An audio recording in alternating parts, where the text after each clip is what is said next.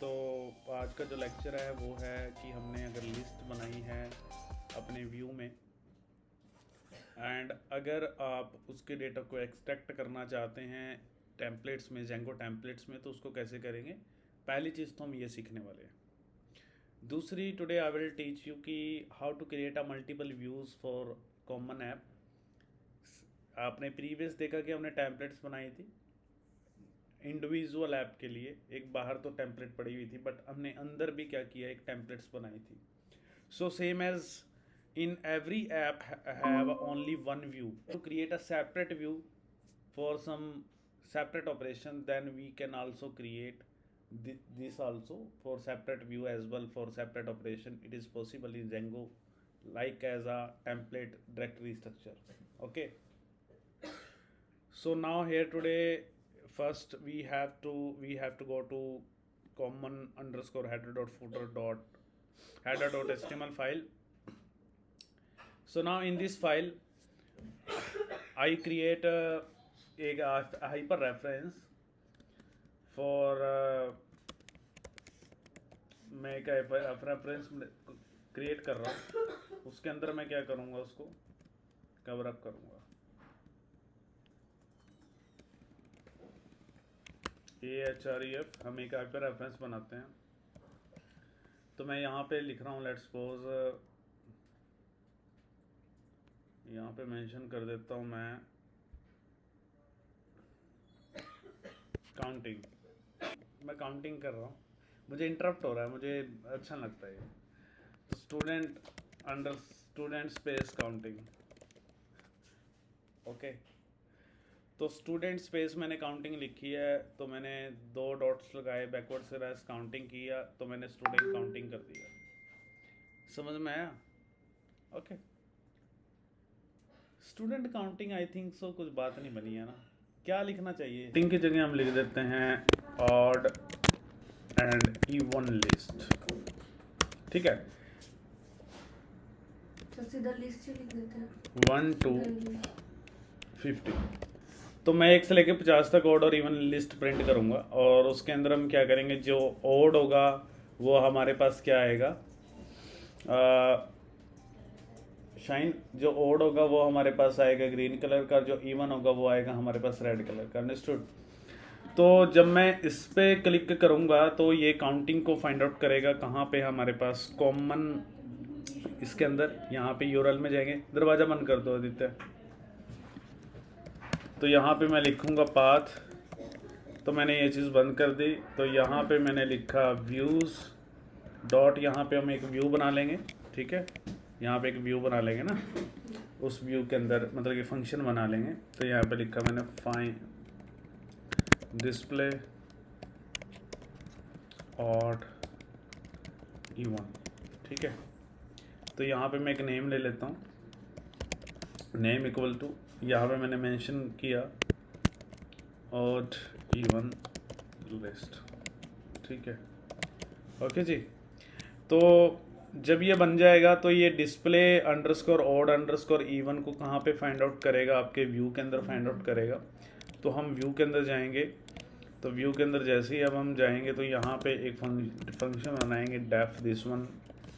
यहाँ पे मैंने रिक्वेस्ट लिखा, और रिक्वेस्ट के अंदर मैं क्या करता हूँ, एक लिस्ट बना लेता हूँ 1 2 3 4 5 6 7 8 9 10। ऐसे तो हमें बड़ा टाइम लगने वाला है ना। तो हम क्या करते हैं, एक लूप ले लेते हैं, लूप की हेल्प से लिस्ट बना लेते हैं 1 से लेकर 50 तक, हमारे लिए इजी रहेगा, है ना। तो उसके लिए हम क्या करते हैं, एक लूप लगा लेते हैं फॉर आई इन रेंज, और इसको मैं 50 लिखूंगा तो 49 तक चलेगा, तो मुझे 59 तक चलाना पड़ेगा।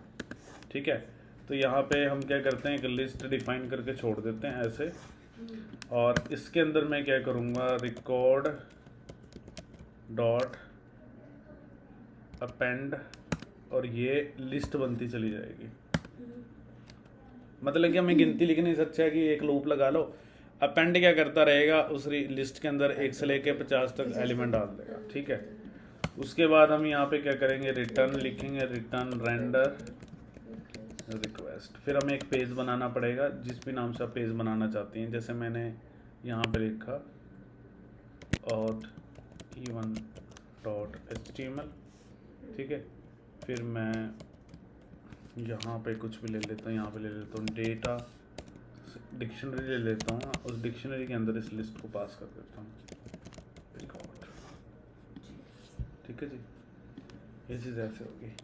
अब मुझे ओड और इवन का एक टेम्पलेट बनाना होगा, ठीक है। तो वो आपकी चॉइस है कि ये तो मैंने टीचर में बनाया था टेम्पलेट, टीचर के अंदर तो उसका टेम्पलेट बनाया था, बट हमें तो बाहर वाले में बनाना है क्योंकि स्टूडेंट के अंदर तो टेम्पलेट्स नहीं है। तो हम राइट क्लिक करेंगे तो यहाँ पे हम एक पेज बना लेते हैं।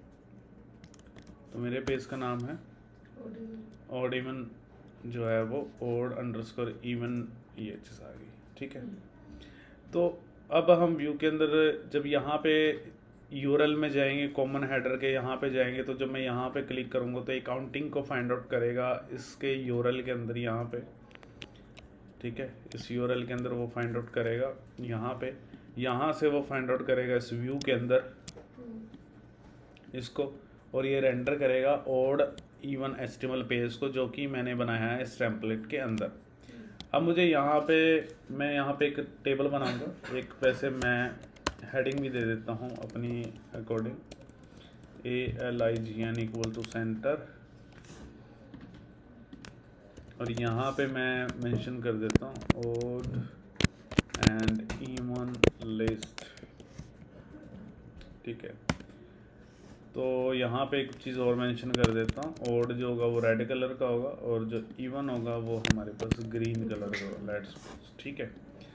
तो उसके लिए मैं एक टेबल टैग ले लेता हूँ जिसकी अलाइनमेंट मैं सेंटर कर देता हूँ, और हम यहाँ पे एक बॉर्डर ले लेते हैं, ठीक है। तो ये मैंने बॉर्डर ले लिया, और यहाँ पे हम एक टेबल हेड ले लेते हैं। इस टेबल हेड के अंदर मैं टेबल रो ले रहा हूँ, टेडी के अंदर मैंने लिया यहाँ पे सीरियल नंबर तो लेने की ज़रूरत ही नहीं है क्योंकि यहाँ पे ले लेते हैं ओड इवन या ओड इवन रिकॉर्ड, ठीक है। और साथ में हम यहाँ पे कोई और इफेल्स भी लगाने हैं, इफेल्स भी लगा लेते हैं, लगाने पड़ेगा सर। यहाँ पे ग्रेड दे देते हैं, Y stand for odd and girl stand for even, ठीक है। तो मैं कुछ ऑपरेशन मैंने वैसे अपनी मर्जी से कुछ लगा लिया यहाँ पे। तो मैंने यहाँ पे टेबल बॉडी ले ली, तो यहाँ पे एक मैं लूप लगाने वाला हूँ। तो इसके लिए लिखेंगे परसेंटेज फॉर, कल का जो एरर था मैं कल का एरर भी बता दूंगा क्या था, वो एक बार जान के हम उस एरर को दोबारा वापस ले आएंगे ताकि आपको पता लग जाए कि हमारी प्रॉब्लम यहाँ पे क्या थी। तो मैंने यहाँ पे लिखा वैल्यू इन, मेरे पास डिक्शनरी का जो नाम है वो है यहाँ पे डेटा। तो यहाँ पे हम डेटा पास कर देंगे और यहाँ पे ये परसेंटेज कर देंगे। इसके अंदर हम यहाँ पे हमें एंड 4 करना होता है, ये मैंने एंड 4 कर दिया, ठीक है जी। अब यहाँ पे हम लिखेंगे परसेंटेज इफ़ के बाद लिखेंगे इफ़ के बाद हमारी वैल्यू, ठीक है। पहले तो एक TR ले लेते हैं बिकॉज TR तो भी लेना है। टेबल रो बनाएंगे ये लूप, ठीक है जी। इस टेबल रो के अंदर मैं क्या करता हूँ, एक TD ले लेता हूँ, यहाँ पे पहले मैं ऑड और इवन की वैल्यू पास कर देता हूँ। तो जैसे मैंने यहाँ पे वैल्यू पास कर दी, ठीक है जी। और इसके अंदर फिर मैं इफ़ लगाऊंगा, कर्ली ब्रैकेट परसेंटेज इफ़ यदि वैल्यू मॉडुलस 2 इक्वल टू 0 है, ठीक है। तो अगर वो डिवाइड हो जाता है तो इट मीन्स क्या है, वो इवन है, तो यहाँ पे प्रिंट हो जाए गर्ल। ओके, और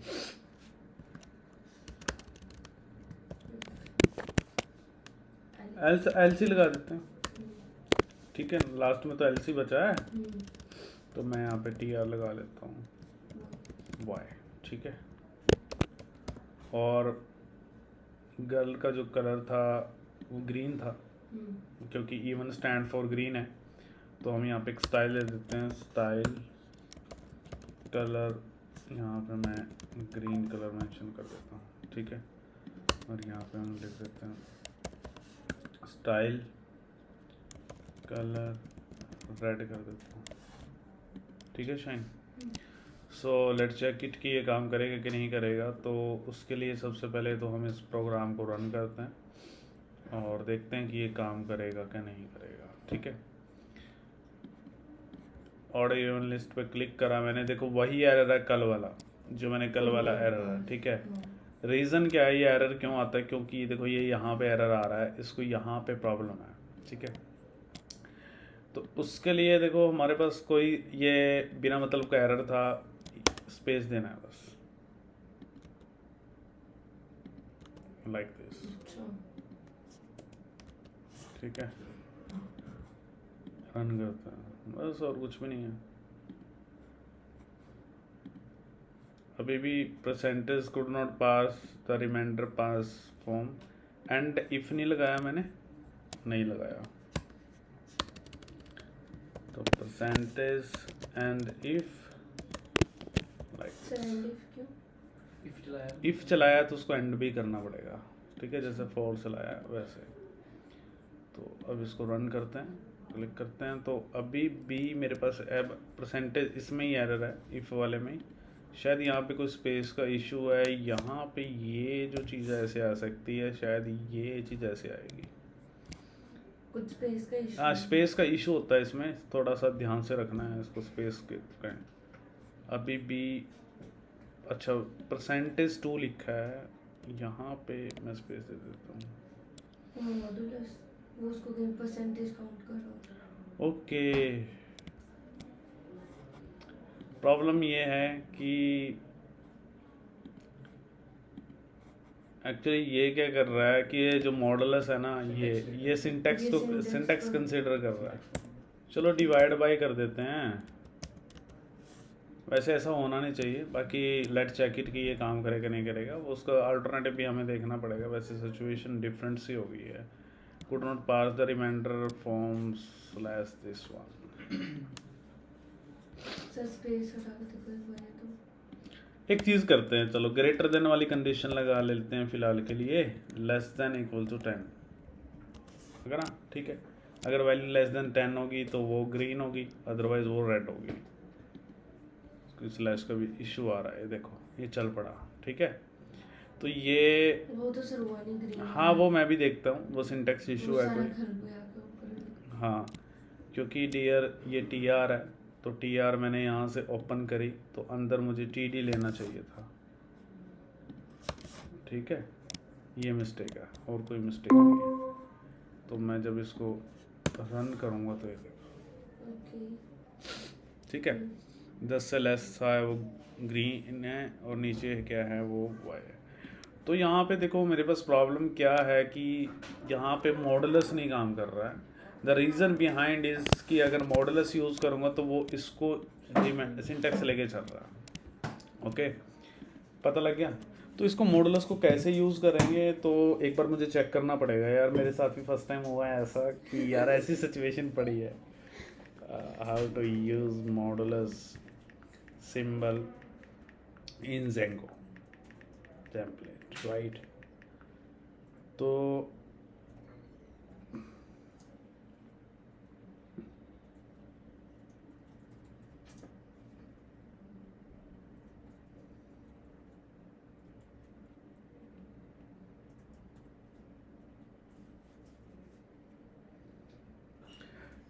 okay, they said कि if you want to apply a modulus symbol in Django, then we have a predefined keyword visible by for,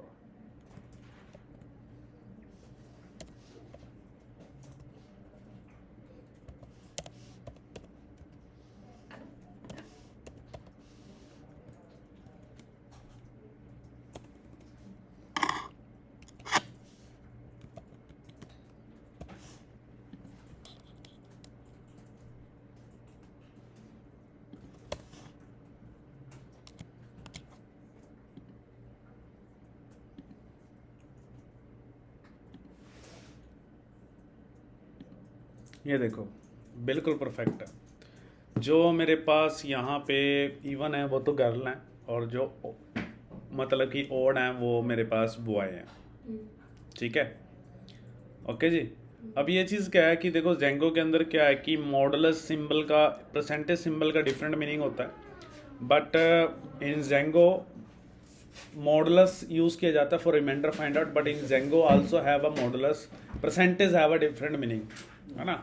so that's why if you want to include a modulus symbol in your Django template then we use a divisible by colon double quotes to, किससे भी आप divide करना चाहते हो, right. Okay.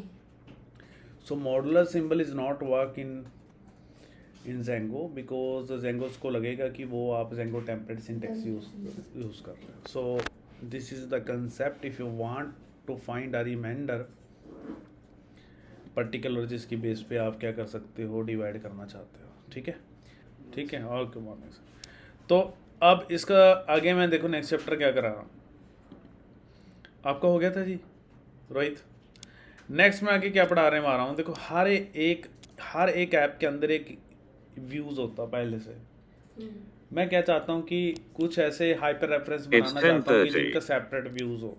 अभी तो ये जितने भी यूआरएल्स हैं वो इसी व्यू के अंदर जा रहे हैं, बट अगर आप चाहते हो कि मेरा तो यार एक सेपरेट व्यू बने कुछ ऑपरेशंस का, तो उसको हम कैसे करेंगे वो देखिए। हम ये वाला चैप्टर अब आगे कर रहे हैं, ये how to create a separate view for some separate operations in one single app.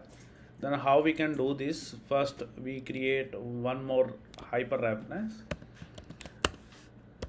for this chapter. Okay, तो मैंने यहाँ पे एक मैं बना लेता हूँ। लेट्स सपोज मैंने यहाँ पे लिखा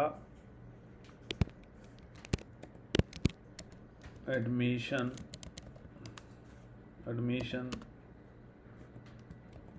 प्रोसेस, ठीक है, मैंने कुछ भी बना लिया। यहाँ पे लिख देते हैं एडमिशन एनरोल, राइट। अब मैं जब इसको क्लिक करूँगा तो ये यूआरएल को फाइंड आउट करेगा मेरे पास कहाँ पे, student.common.url फाइल के अंदर। हम यहाँ पे जाएंगे और यहाँ पे जाने के बाद मैं यहाँ पे कॉमा लगाऊंगा, यहाँ पे लिखूंगा मैं पाथ। हाँ, अब देखो मुझे ना ये व्यू के अंदर नहीं फाइंड आउट कराना, क्योंकि मेरे पास तो पहले से व्यू बना हुआ है। मैं चाहता हूँ कि ये वाले से तो काम करे, ये वाले व्यूज़ इसमें फाइंड आउट, मैं अपना डिफरेंट बनाना चाहता हूँ, तो आप ना डिफरेंट बना सकते हो। जैसे मैंने यहाँ पे राइट क्लिक करा, यहाँ पे गए, एक पाइथन फाइल ले लेता हूँ। सो मेरी पाइथन का फाइल का नाम मैं रख देता हूँ कोर ऑपरेशन, ठीक है। तो कॉर्पोरेशन बन गया, डिलीट करना पड़ेगा एक्चुअली, वो फोल्डर बन गया। हमने तो पाइथन फाइल लेनी है। लो अब नहीं बनेगा ना, कॉर्पोरेशन कोर ऑपरेशन, राइट। तो मैंने ये चीज़ बना ली है। तो मैंने कोर ऑपरेशन बना लिया, तो सेम एज मैं व्यू के अंदर क्या करूँगा, जाऊँगा तो यहाँ से कुछ भी नहीं चाहिए मुझे, जो मुझे ये चाहिए तो वो बस ये चाहिए।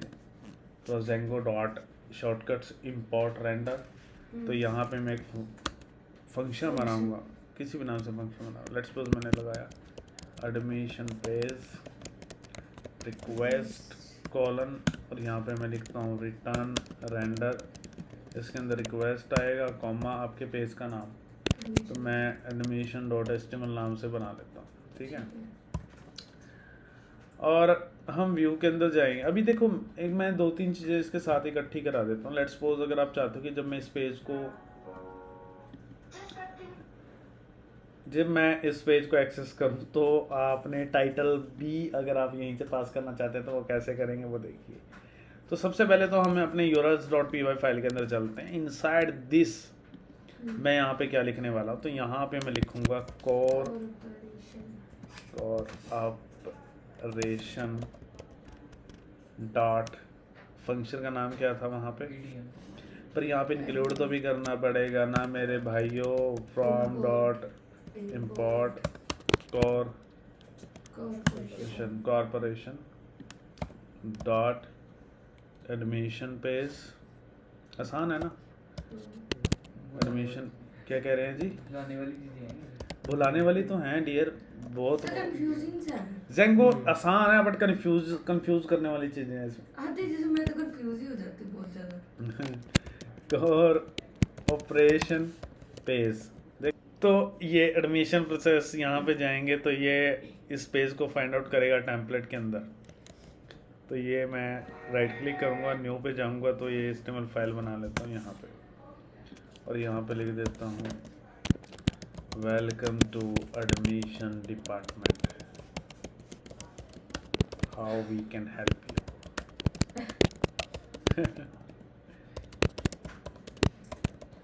ठीक है जी, कुछ भी मैसेज दे दिया मैंने। लेट्स चेक इट, ये काम करेगा कि नहीं करेगा।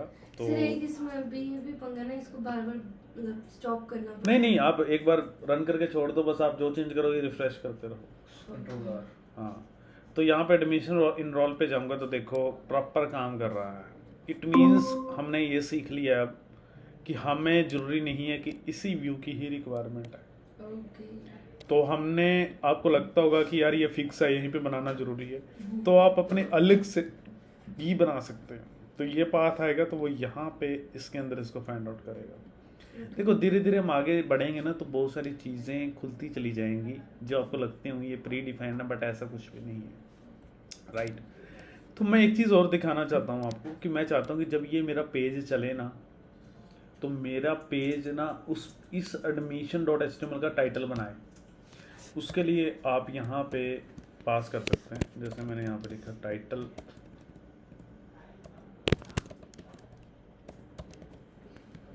यहाँ पे मैं लिख देता हूँ DAV, राइट। तो इस टाइटल को मैं यहाँ से, इसको मैं यहाँ से कॉपी करता हूँ और यहाँ पे चलता हूँ, और इस टाइटल को मैं यहाँ से कट करता हूँ और यहाँ पे मैं पेस्ट कर देता हूँ जो भी वेरिएबल। अब होगा क्या कि जब ये मेरे पास पेज चलेगा, रेंडर होगा, तो ये चीज़ भी लेकर जाएगा उस पेज पे, और जैसे ही यहाँ पे पहुँचेगा तो आप एक डायनामिक, मतलब कि क्या कर सकते हैं, एक टाइटल एलोकेट कर सकते हो।